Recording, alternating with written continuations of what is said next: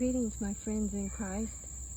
The writing spider has come back and is starting his web all over again. It did not take him very long, and he will be catching a pollinator before you know it.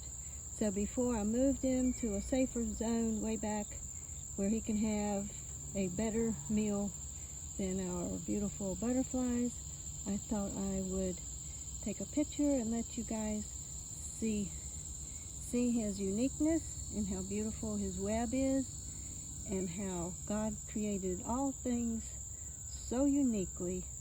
Who in the world could doubt that there is a higher being?